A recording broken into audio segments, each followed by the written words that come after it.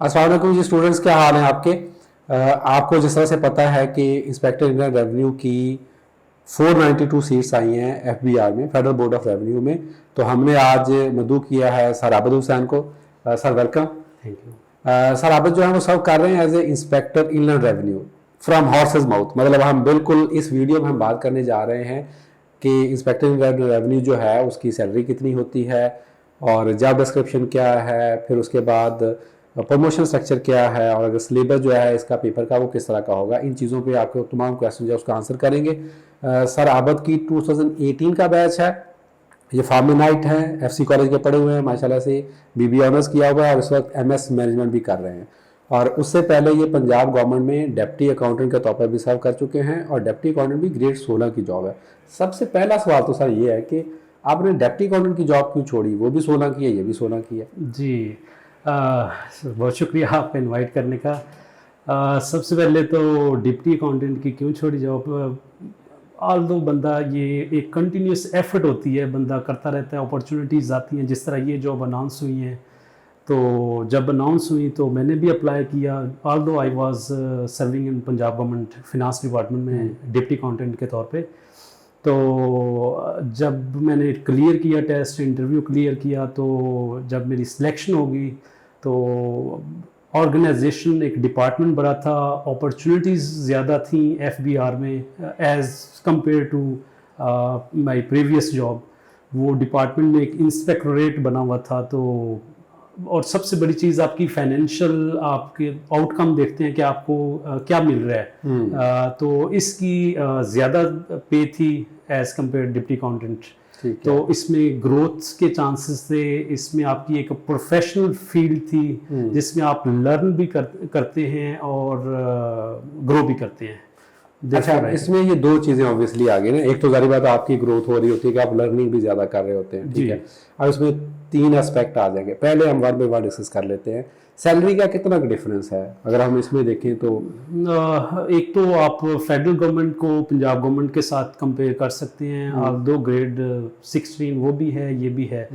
लेकिन एफबीआर में आपको एडिशनल अलाउंसेस मिलते हैं। एक तो वन बेसिक पे आपको मिलती है इसकी एफबीआर में, ठीक है, एक्स्ट्रा, जो कि उधर फिनांस डिपार्टमेंट में नहीं है, ठीक है। इसके अलावा आपको फिक्स्ड अलाउंस मिलता है एफबीआर का, और इसके अलावा आप हाउस एक्विजिशन अवेल करते हैं।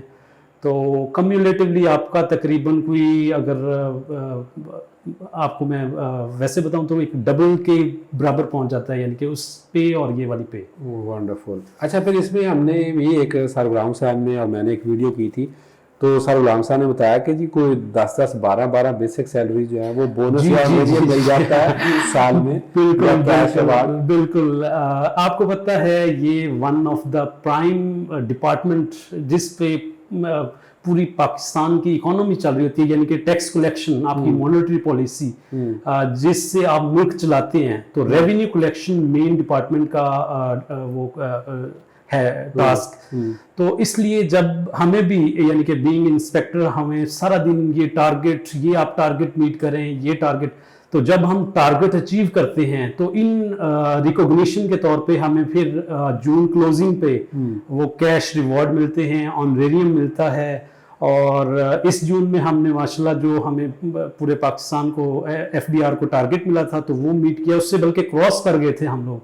तो वो हमें फिर बल्कि 10 बेसिक पे, 15 बेसिक पे काफ़ी मिली है। Wonderful wonderful. चले, अब हम नहीं पूछेंगे कि टोटल कितने। जी जी, दैट इज। अच्छा, अब इसमें दूसरा आ जाता है सर प्रमोशन का। जी, प्रमोशन जो है गरीब बात ये 16 से, इतना तो मुझे पता है कि आप डायरेक्ट जो है वो सीएसपी कैडर में इंडक्ट हो जाते हैं after certain time, assistant commissioner income tax में आप इंडक्ट हो जाते हैं। तो प्रमोशन कैरियर कितना है और कितनी की देर लगती है? ये सब प्रमोशन ऑल दो अभी तो बड़ी चेंजेस आ रही हैं। जब हम लोग आए तो बहुत ज़्यादा इंस्पेक्टर्स जो प्रमोट हुए थे, ये जब इसकी प्रमोशंस होती है inland revenue officer, that is basically grade 16। और उसके बाद फिर आप असिस्टेंट कमिश्नर, डिप्टी कमिश्नर तक जाते हैं। ठीक है। तो अभी तो हम इस पे बड़ा, जो यंग इंस्पेक्टर्स अभी रिक्रूट हुए हैं, 2016 का बैच, 18 का बैच, अभी फिर ये तीसरा बैच आ रहा है। तो हमें वो बड़ा इसके अंदर भी फॉर्म लेके आ रहे हैं, कह रहे हैं कि आप भी इंशाल्लाह 5-10 साल तक वो प्रमोट हो जाएंगे। ठीक हो गया, ठीक हो गया। तो अच्छा, इसमें सर जो जॉब नेचर है जी फील्ड में, एक तो ये कहा जाता है कि जी यूनिफॉर्म जॉब है। मैंने तो वैसे फील्ड में बहुत कम देखा कोई इंस्पेक्टर यूनिफॉर्म पहन के जो है वो फिर रहे हो, क्योंकि यूनिफॉर्म जॉब का थोड़ा सा समझा जाता है कि थोड़ी सख्त भी है, जी, अच्छा जी। टैका भी होता है उसका, ठीक है। बिल्कुल ऐसे ही है। अच्छा, फील्ड में ऑब्वियसली 9 to 5 जॉब है, बट किस तरह का जॉब नेचर? डेस्क जॉब ही है मेनली, क्या काम मेन क्या है? जी, ये सब इसका मेन जो काम है वो हमारे दो चीज़ें होती हैं। एक होती है असेसमेंट, जो रिटर्न्स फाइल करते हैं जिसको हम ऑडिट कहते हैं, ऑडिट असेसमेंट और रिकवरी। ठीक है। तो बेसिकली हमारी इंस्पेक्टर्स की जो मेन जॉब डिस्क्रिप्शन है वो है रिकवरी, ठीक है। कलेक्शन।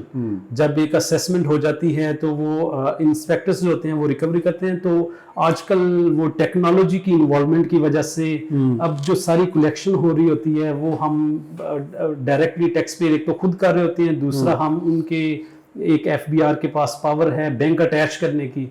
हम एक सिंपल लेटर लिखते हैं तो बैंक अटैच हो जाती हैं।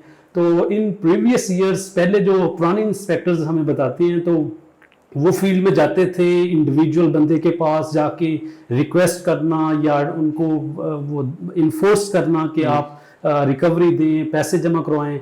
लेकिन अब मुझे 2 साल से ज़्यादा अरसा होता जा रहा है, लेकिन मैंने आज तक फील्ड में भी बहुत कम गया हूँ अनटिल जहाँ पे कोई स्पेशल इंक्वायरी ना हो। रिकवरी के मामले में बहुत कम फील्ड रिलेटेड काम है। हम ज़्यादा ऑफिस में बैठ के असेसमेंट कर रहे होते हैं, टैक्स ऑडिट, और उसके बाद रिकवरी के मोड्स ज़्यादा हम नोटिस वो करवाते हैं, नोटिस सर्वर लेके अगर जाता है, अगर पर्सनल सर्विस करवाना हो। अदरवाइज सिस्टम के जरिए ज़्यादा वो काम हो रहा है, that is IRS, revenue information system. ज़्यादा 80% काम उस पर वहीं से हो रहा बिल्कुल है। ऐसे ही है। अच्छा, हम अगर इनकम टैक्स डिपार्टमेंट की मतलब एफबीआर के अंदर पहले तो 2 डिवीजन होगी ना, एक तो कस्टम्स अलग हो गया, फिर इनलैंड रेवेन्यू सर्विस या इनलैंड रेवेन्यू अलग हो गया जी। इनलैंड रेवेन्यू के अंदर भी आपका सेल टैक्स अलग है, इनकम टैक्स अलग है, कारपोरेट अलग है, इंटेलिजेंस का विंग भी आपका है कोई? जी जी, मैं बिल्कुल बताता हूँ। ये तो डायरेक्टोरेट्स होते हैं। एक जिस तरह एफबीआर है उसमें इनलैंड रेवेन्यू, जो दो आपने डिपार्टमेंट का जिक्र किया, तो एफबीआर में आप देखें, एक तो मेजर आप ऑडिट असेसमेंट कर रहे होते हैं, फिर आप टैक्स बेस को बढ़ाने के लिए आपका एक विंग है I, intelligent and investigation wing, directorate. वो इंटेलिजेंस सारी वो देखता है कि कहाँ पे ब्रॉडनिंग टैक्स बेस करनी है हमने। वो फिर केसेस हमें आईआरएस को भेज रहा है, वो जो हमारे डिपार्टमेंट में, तो हम उसकी असेसमेंट करते हैं, नोटिस डालते हैं। तो वैसे वो डिफरेंट इंटेलिजेंस का भी है, फिर इंटरनल ऑडिट है जो हम ऑडिट करते हैं, उसकी इंस्पेक्शन के लिए इंटरनल ऑडिट का डिपार्टमेंट है। इस तरह आई जो आपको इंटेलिजेंस का बताया है, और ये दूसरी फील्ड फॉर्मेशंस हैं। ये विंग मुख्तलिफ आप आईआरएस के कह सकते हैं। अच्छा, आपके जो यूनिट्स हैं वो ज़्यादातर, तो मैंने ये सुना है कि तहसील लेवल तक भी आपके यूनिट्स या ऑफिस अवेलेबल है जी। इसका फिर बेनिफिट भी है एक कि फर्ज की अगर आप कसूर से हैं, टोबा टेक्सिंग से हैं, रेंगयार खां से हैं, सादकाबाद से हैं, तो आप अपने डिस्ट्रिक्ट में या डिवीजन के अंदर आपकी पोस्टिंग हो सकती है आराम से। उस लिहाज से भी मेरे ख्याल में ये कंफर्टेबल है। हाँ जी, कस्टम और जब आईआरएस का आप कंपैरिजन करते हैं तो इसमें आपको सहूलत होती है। उधर तो आपकी ज्यादा वो एयरपोर्ट्स या कराची में वो पोस्टिंग्स होती हैं कस्टम में। तो इधर ये फायदा होता है कि आपके ऑल डिस्ट्रिक्ट में सेटअप हैं, आपकी पोस्टिंग बिल्कुल कसूर में भी हो सकती है जहाँ पे आपका होम डिस्ट्रिक्ट है, कोई इशू नहीं। बल्कि मोस्ट ऑफ दी यानी कि पीपल, हमें पूछा गया था कि आप कहाँ पे पोस्टिंग अपनी चाहते हैं, तो हमने अपनी मर्जी से वो आरटीओ, एलटीओ, सीटीओ, मुख्तलिफ जो ऑफिस हैं हमारे, हमने खुद ऑप्शन दी थी कि फर्स्ट, सेकंड, थर्ड हम इधर जाना चाहते हैं। अच्छा, अब एक क्वेश्चन आ गया जो कि हम पहले डिस्कस कर चुके हैं वैसे एक दूसरी वीडियो में, एलिजिबिलिटी क्राइटेरिया का। सर, क्योंकि आप तो सिलेक्शन के प्रोसेस के थ्रू गुजरे हैं, हमें तो बड़ा क्लैरिटी है कि आपने या तो बीएस ऑनर्स किया हुआ है अकाउंट्स में, बिजनेस में, स्टैट्स में, या लॉ की आपकी डिग्री है या इकोनॉमिक्स की डिग्री है, आप एलिजिबल है। अब तो बच्चा कहता है जी सर मैंने सिविल इंजीनियरिंग की हुई है, वो मैंने एक सब्जेक्ट स्टैट्स का भी पढ़ा हुआ है, इकोनॉमिक्स का भी पढ़ा हुआ है, तो हमारा तो ये ख्याल है कि वो एलिजिबल नहीं है। ठीक है। अच्छा, या फिर अगर आपने डिग्री अगर सिविल की भी है, बाद में आपने एमबीए कर लिया, तो फिर भी आप एलिजिबल हो जाएंगे।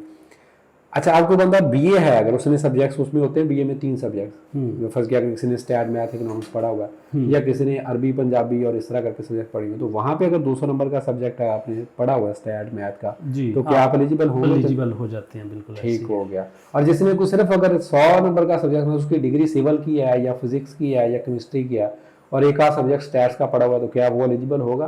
100 नंबर वाला एलिजिबल नहीं है। एटलीस्ट आपने 200 नंबर का कोई सब्जेक्ट अडॉप्ट किया तो देन यू आर एलिजिबल। उसमें ये है कि वो एक ना एफपीएससी की तरफ से हमने अपने सोशल मीडिया पेजेस पे भी एक वो उनकी ईमेल, एक उसका स्क्रीनशॉट हमने शेयर किया है।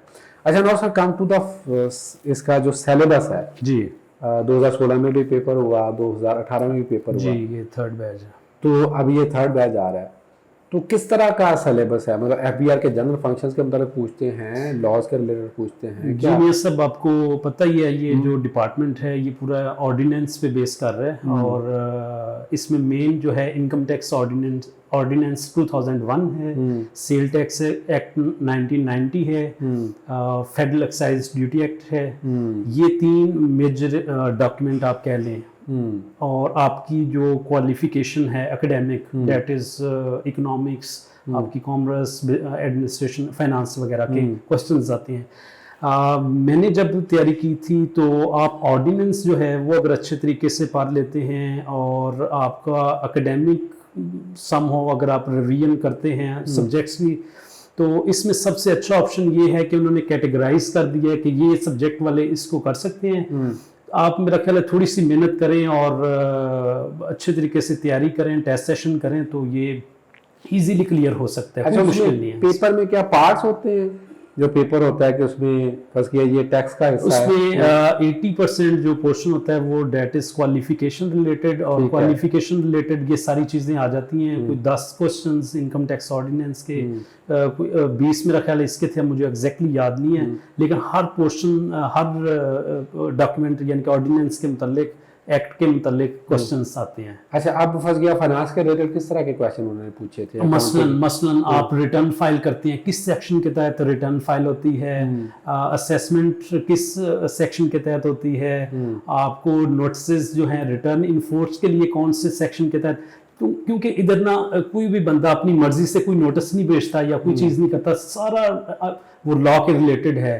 तो इस ऑर्डिनेंस में जो मेन मेजर्स काम होते हैं जो डिपार्टमेंट कर रहा होता है, तो वो एप्लीकेंट को या जो एस्पेरेंट है इस जॉब के लिए, तो उसको लाजमी तौर पे पता होना चाहिए। अच्छा, कोई डिग्री के रिलेटेड भी क्वेश्चंस पेपर में आते हैं कि फर्स्ट किया वो डेबिट क्रेडिट क्या होता है? जी जी, बिल्कुल, अकाउंट्स, आपके बेसिक अकाउंट्स वगैरह, क्या है, वर्किंग कैपिटल क्या होता है, लेकिन ये बड़े बेसिक आती हैं, ये कोई टेक्निकल या बहुत इसका वो डीप नॉलेज नहीं चाहिए होता आपको। बेसिक चीज़ों का कि डेबिट क्या है, क्रेडिट क्या है, assets is equal to liability, owners equal to, ये बेसिक जो इकोनॉमिक्स या अकाउंटिंग की वो टर्मिनोलॉजीज हैं, बेसिक नॉलेज ही आना चाहिए। वंडरफुल। अच्छा, जो बाकी 20 मार्क्स के क्वेश्चंस हैं वो इंग्लिश के रिलेटेड होते हैं या जनरल जीके? नहीं जी, वो इंग्लिश रिलेटेड होती है, प्योरली इंग्लिश। बिल्कुल। ये जो 80% है इसमें मेरा ख्याल है कोई 10 वो स्टेटमेंट्स जनरल नॉलेज की भी होती हैं। अच्छा जी बिल्कुल, जो 80% है, और इसकी अभी मैं आपको बाद में बता सकता हूँ, अभी मुझे करंटली नहीं पता, लेकिन ये है कि 80% आपका क्वालिफिकेशन रिलेटेड है।